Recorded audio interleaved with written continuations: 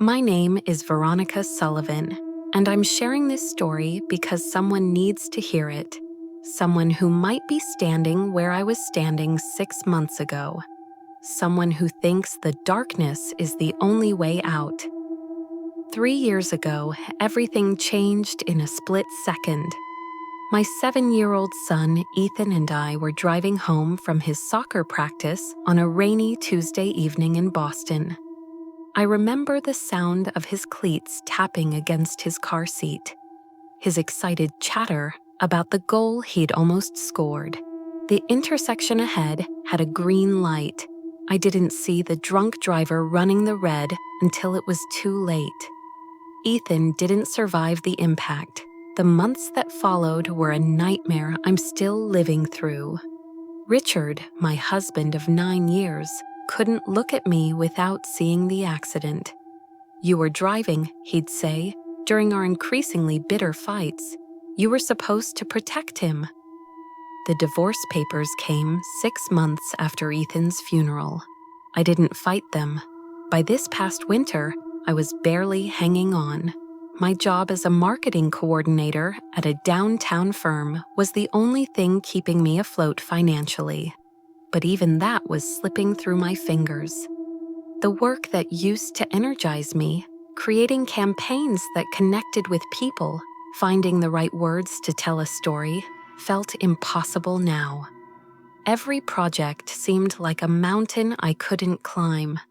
The voice had started following me to work by then. It would whisper during meetings, making it impossible to concentrate on what was being discussed. "Look how they're staring at you. They all know you're damaged goods. Janet's already planning your replacement." And it was right. I could see it in their faces, the pity mixed with irritation, the way conversations would stop when I entered the break room, the carefully neutral expressions when I fumbled through presentations I once could have delivered in my sleep. My supervisor, Janet, had called me into her office more times than I could count. She was one of those corporate climbers who wore her ambition like expensive perfume, overwhelming and impossible to ignore. Her office walls were covered with achievement awards and photos of company retreats where she beamed beside various executives. "Veronica, I need you to focus," she'd said during our last meeting, her voice sharp with impatience. The Henderson account presentation was incomplete, and I'm not talking about minor details. You left out their budget requirements entirely. You missed the Morrison deadline by 3 days, which cost us a potential contract renewal. And frankly, your work has been consistently subpar for months. This is your final warning. I sat there in her sterile office, staring at the framed photos of her perfect family on her desk. Husband in a crisp polo shirt. 2 blonde children with gap-toothed smiles. All of them radiating the kind of happiness that felt like a foreign language to me now. How could I explain that I could barely get out of bed most mornings? That some days the weight of breathing felt impossible? That sometimes I'd sit at my desk and completely forget what I was supposed to be working on? "Tell her about me," the voice suggested with dark amusement. "Tell her how you hear voices encouraging you to give up. I'm sure that will help your job security." "I understand," I whispered, because what else could I say? "Good. Because if there's another incident like this, we'll have to discuss your future with the company." Janet's tone made it clear that discussion would be brief. She was already looking at her computer screen, dismissing me. I walked back to my cubicle, feeling like a ghost. My coworkers avoided eye contact, probably tired of tiptoeing around my grief. Sarah from accounting used to bring me coffee and ask how I was doing, but even she had stopped trying. Mike, who sat in the cubicle next to mine, would put on headphones the moment I arrived, as if my misery might be contagious. I couldn't blame them. I was tired of it too. Tired of being the broken person everyone had to handle with kid gloves. Tired of seeing the relief in people's faces when I called in sick. Tired of being a reminder of how quickly everything good in life can disappear. That night, I sat in my empty apartment, the same one Richard and I had shared, now too big and too quiet, and tried to remember what happiness felt like. Ethan's toys were still in his room. I couldn't bring myself to pack them away, but I couldn't bear to look at them either. His soccer ball sat in the corner, where he'd left it the morning of the accident, still muddy from the previous weekend's game. Sometimes I'd catch myself listening for the sound of his footsteps running down the hallway, calling for me to help him with homework or asking what was for dinner. The apartment felt like a mausoleum. Richard had taken most of the furniture when he left, claiming he needed to start fresh. What remained were the pieces neither of us wanted: the broken coffee table, the couch with the stain from when Ethan had spilled grape juice, the kitchen chairs that seemed designed to mock me with their emptiness. It started small at first, little whispers in the quiet moments between sleep and waking. I chalked it up to grief, to exhaustion, to the medication I'd been prescribed but barely took. The antidepressants made me feel disconnected from everything, like I was watching my life through thick glass. "You failed him," the voice would murmur in the darkness of my bedroom. "A mother's only job is to protect her child, and you couldn't even do that." I'd sit up, heart pounding, looking around my empty room. Nothing there, just shadows and the hum of the refrigerator from the kitchen, and sometimes the neighbor's TV through the thin walls. But the whispers got stronger, more persistent. They came with images now. Flashes of the accident played in slow motion, the moment of impact, Ethan's terrified face in the rearview mirror. The voice would provide commentary, clinical and cruel. "You had 3 full seconds to react." 3 seconds, but you were thinking about your grocery list, weren't you? About the bills you needed to pay? If you had been focused on your son, really focused, he'd still be alive. The worst part was how reasonable it sounded, how much it echoed my own thoughts, the ones I tried to push away during daylight hours. The voice knew exactly which wounds were still bleeding and exactly how much pressure to apply. "Richard was right to leave you. Everyone sees what you really are, a failure, a killer."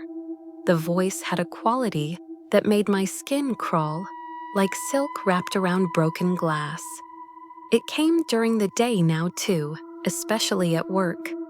When Janet would walk past my desk with disapproving glances, when I'd make another mistake on a project, when I'd catch my reflection in the bathroom mirror and see a hollow-eyed stranger staring back.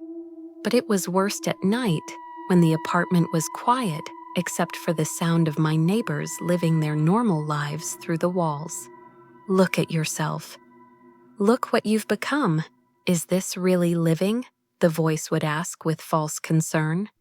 "You're 35 years old, sleeping on sheets you haven't washed in 2 weeks, eating cereal for dinner because you can't remember how to cook for one person."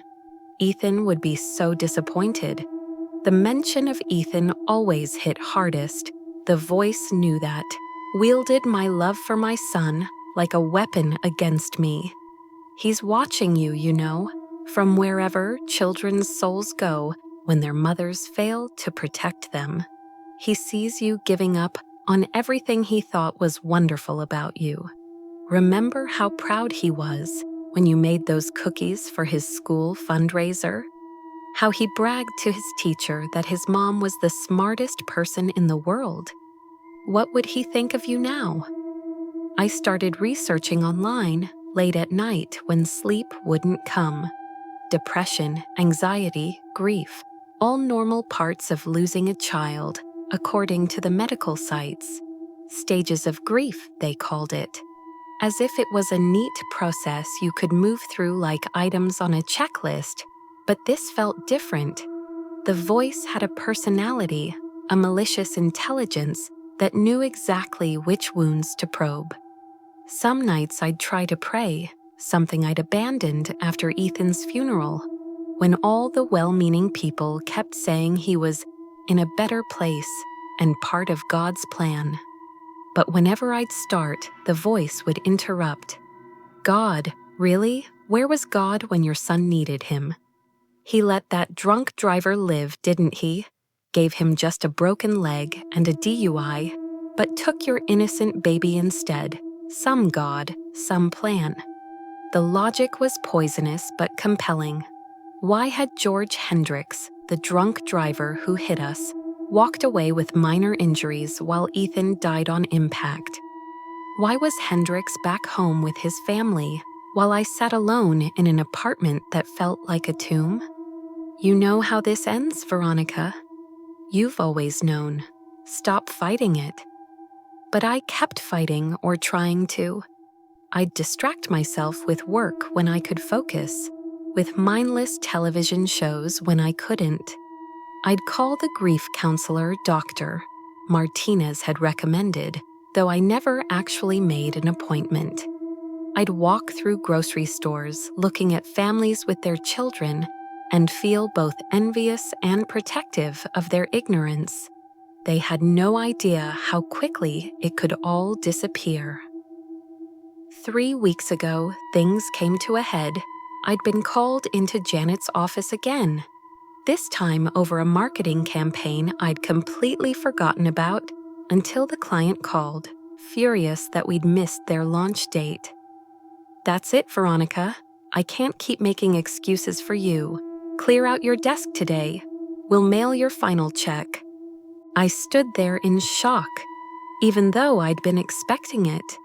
Without my job, I couldn't afford the apartment. I couldn't afford anything. Richard had taken half of everything in the divorce, and Ethan's medical bills from the accident had drained what little savings we'd had. I spent that evening packing my belongings, wondering where I'd go, what I'd do. The voice was louder now, more insistent. See? Even they don't want you, nobody wants you. Ethan would be ashamed of what you've become. That last part hit like a physical blow. I dropped the box I was holding and sank to the floor among the scattered contents of my old life. There's a building downtown, the voice continued, silky and persuasive. The Pemberton Tower. 23 floors, quick and easy. No more pain, no more shame. And maybe you'll see Ethan again. The idea took root like a poison seed. I found myself Googling the building, looking at street view images. It would be quick. The voice assured me of that. Everyone will understand. A mother driven mad by grief. They'll even feel sorry for you. Better than the alternative. Homeless, jobless, forgotten. Over the next few days, the whispers became a constant companion. When I tried to pray, something I hadn't done since Ethan's funeral, the voice would drown out my words with mockery. God, where was God when your son needed him? He let that drunk driver live, didn't he? But took your innocent baby instead. Some God. I stopped trying to pray. Last Monday night, I made my decision, or rather, the voice made it for me. I'd been evicted that morning, my belongings stuffed into my car like some homeless vagrant. I had nowhere to go, no one to call. The voice painted a picture of endless suffering, of slow degradation, of dying alone and forgotten in some shelter. End it tonight, it whispered as I drove through Boston's downtown core. The Pemberton Tower is right there. Security guard goes off duty at midnight. Easy access to the roof. I parked across the street and sat in my car, staring up at the building's dark windows. It was 11:47 p.m. The voice was practically singing now, a horrible lullaby of encouragement. Just a few minutes of falling and then peace. No more Janet, no more empty apartment, no more waking up every morning remembering that Ethan is gone. He's waiting for you, Veronica. He's been waiting so long. I got out of my car and crossed the street. The building's lobby was empty, just as the voice had promised. I found the stairwell and began climbing. 23 floors felt like nothing. I was floating, disconnected from my body. The roof access was unlocked. I pushed through the heavy door and stepped out into the cold February night. Boston sprawled below me, a constellation of lights and possibilities that all felt impossibly far away.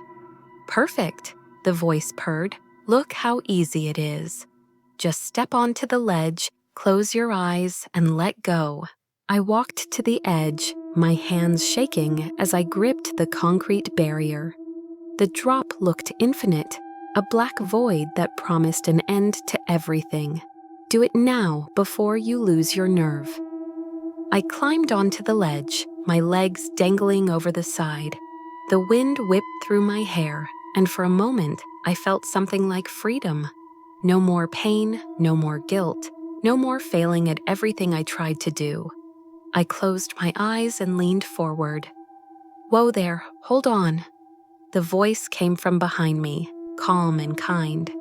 I turned, nearly losing my balance, and saw a man standing by the roof access door. He was maybe 50, with salt and pepper hair and kind eyes. He wore a simple jacket and jeans, nothing remarkable, except for an aura of peace that seemed to radiate from him. "Who are you?" I managed to ask, my voice barely audible over the wind.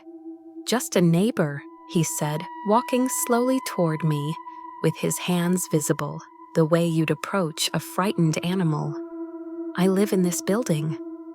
"Couldn't sleep. Came up here for some air. What's your name?" "Veronica," I whispered. "Don't listen to him," the other voice hissed in my ear, suddenly sharp and angry.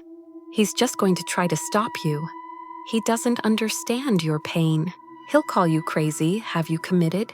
More doctors, more pills, more people looking at you like you're broken beyond repair." "That's a beautiful name," the man said gently.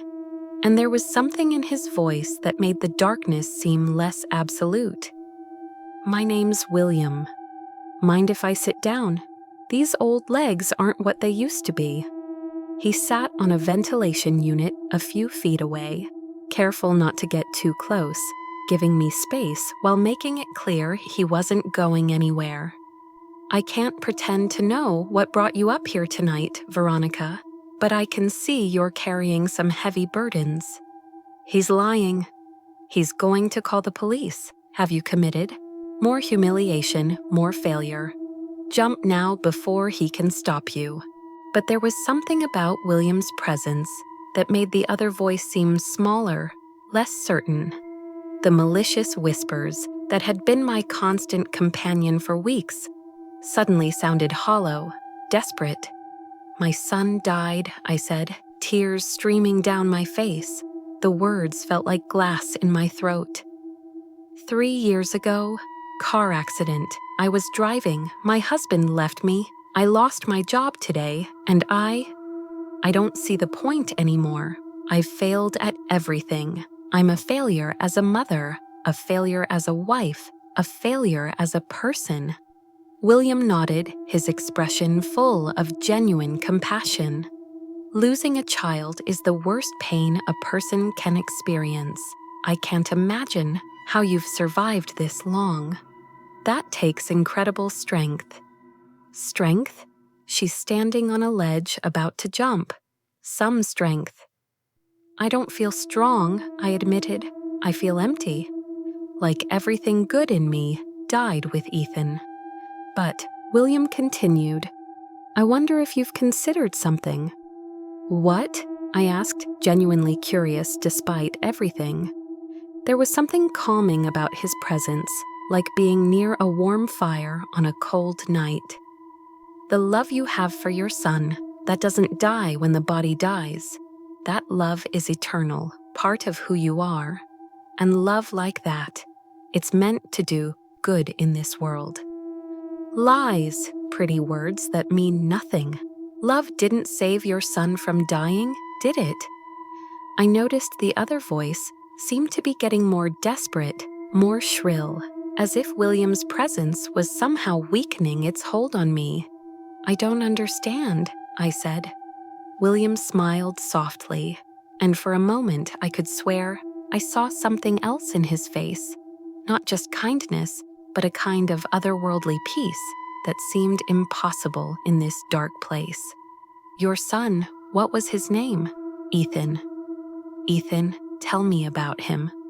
And suddenly, for the first time in months, I found myself talking about my son, not as a victim, not as a tragedy, but as the bright, funny, loving boy he'd been. He had this laugh that was so infectious.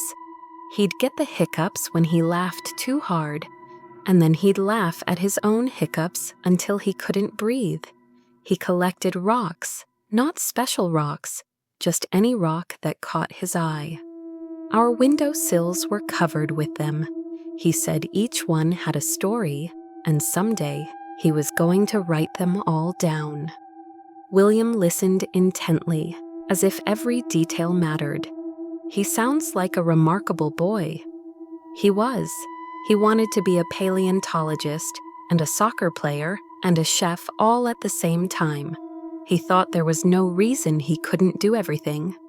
More tears came, but these felt different somehow, cleaner, like a rain washing away dust. I bet he was proud of his mom, wasn't he? I bet he bragged about you to his friends. Was, past tense, he's dead because of you. He used to tell his teacher I was the best mom in the world, I whispered, remembering the parent-teacher conference where Mrs. Patterson had told me that with a smile. Even when I burned dinner or forgot to pack his lunch money, he'd defend me to anyone who would listen. He still thinks that, William said with quiet certainty that seemed to cut through the wind and the darkness and the voice in my head. Love doesn't end with death, Veronica. But this, what you're thinking of doing, this isn't the way to honor that love.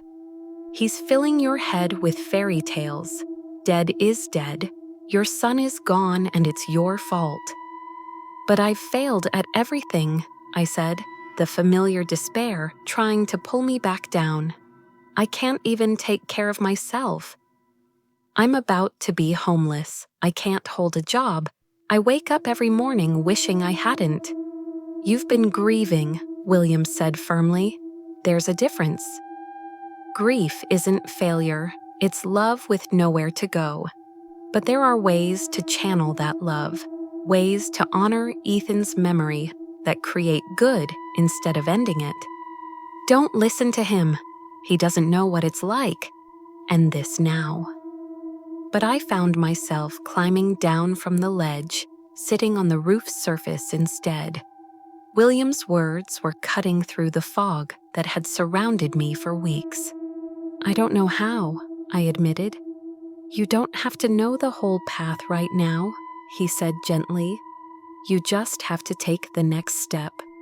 Come down from this roof, find somewhere warm to spend the night. Tomorrow, start figuring out what comes next. You'll regret this. The pain will only get worse. But the pain, I started, will always be there, William finished, but it changes shape. It becomes bearable, and eventually it becomes fuel for something meaningful. There are other parents who've lost children, other people drowning in grief, who could use someone who understands. There are children in foster care who need someone to love them. There are ways to honor Ethan that you haven't even imagined yet. For the first time in months, I felt a tiny spark of something that might have been hope. What if I fail again? Then you try again. That's what living is, failing and trying again until you get it right. Your son wouldn't want you to stop trying. This is your last chance. If you leave now, you'll never have the courage again." The malicious voice was practically screaming now, but it sounded distant, powerless against William's calm certainty. "Will you walk me down?" I asked. William stood and offered me his hand. "Of course." We made our way back to the stairwell in comfortable silence. The descent felt different from the climb up, longer, more deliberate. With each floor, I felt myself returning to my body, to the world of the living. "You'll be back," the voice whispered weakly as we reached the lobby. "When the grief gets too much, when you fail again, you'll remember how easy it would have been." But William's presence seemed to create a buffer around that darkness. When we reached the street, he turned to me with those kind eyes. "Do you have somewhere to stay tonight?" I shook my head. "I was evicted this morning. Everything I own is in my car." "There's a women's shelter about 10 blocks from here, Beacon House. Tell them William sent you. They'll take good care of you." "William from where?" "What's your last name? Your apartment number?" He smiled mysteriously. "Just William. That's all they'll need to know. He's lying about everything. There is no shelter. He's just getting rid of you." But I found myself trusting him anyway. "Thank you," I said. "I don't know why you cared enough to help a stranger." "Everyone deserves to be reminded that they matter," he said simply. "Your story isn't over, Veronica. The best chapters might still be ahead of you." I drove to Beacon House, and true to William's word, they welcomed me with open arms. The intake worker, a motherly woman named Patricia, made no judgments about my situation. They had a bed, a hot meal, and most importantly, resources to help me start rebuilding. Over the next few days, I found myself thinking about William's words. The Beacon House staff was incredibly kind. To Patricia, the intake worker, had connected me with a social worker named David, who specialized in grief counseling. For the first time in years, I was around people who understood that healing wasn't linear, that some days would be harder than others. I started attending the shelter's grief support group, where I met other parents who had lost children. There was Margaret, whose teenage daughter had died in a skiing accident. Robert, whose son had been killed by a drunk driver like Ethan. But Robert had somehow found a way to forgive, even to advocate for drunk driving prevention. Maria, whose baby had died of SIDS, and who now volunteered with other mothers going through the same nightmare. For the first time in 3 years, I didn't feel completely alone in my pain. These people understood the particular agony of outliving your child, the way it changed everything about how you moved through the world. They didn't offer platitudes about God's plan or how time heals all wounds. They just sat with me in the darkness and held space for my grief. "This is temporary," the voice would whisper during quiet moments, though it seemed weaker now. "Soon you'll remember how hopeless everything really is." These people will get tired of your sob story. They'll move on with their lives and leave you behind. But the voice was less convincing than it had been. And there were moments when I was helping another mother navigate her first grief support meeting, when I was volunteering at the shelter's childcare program and watching children who reminded me of Ethan, where I couldn't hear it at all. The shelter also connected me with resources I'd never known existed. A job placement program for people rebuilding their lives. Legal aid to help with my eviction record. Most importantly, a trauma therapist named Dr. Sarah Chen, who specialized in survivor's guilt. "Grief and trauma often go hand in hand," she explained during our first session. "The voice you're describing, the one that tells you you're worthless, that it's your fault, that you should give up, That's not your voice. That's the voice of trauma trying to protect you from further pain by convincing you to stop trying altogether. It was the first time anyone had acknowledged that the voice felt separate from me, that it had its own agenda. Dr. Chen taught me techniques for recognizing when trauma was speaking versus when my authentic self was speaking.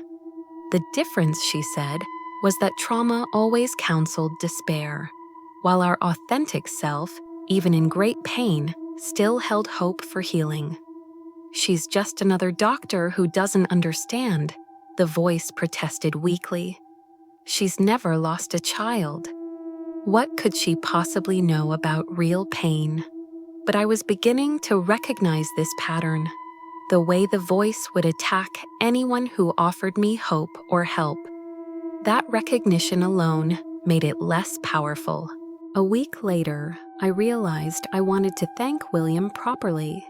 I'd been so distraught that night that I hadn't gotten his contact information, hadn't even really processed the miracle of his appearance until I was safe and warm at Beacon House. I knew he'd said he lived in the Pemberton Tower, so I went back to find him.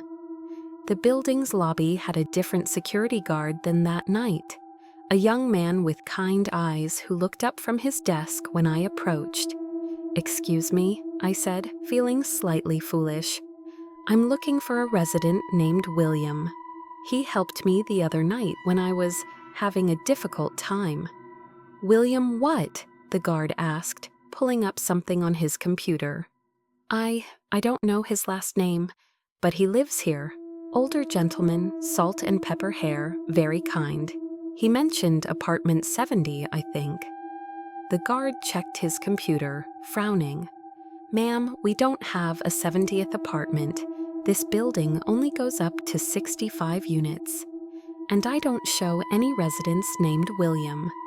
We have a Bill Henderson in 42, but he's in his 20s. Are you sure you have the right building?"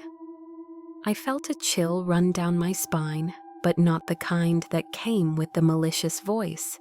This was different, a sense of awe, of mystery, of something beyond my understanding.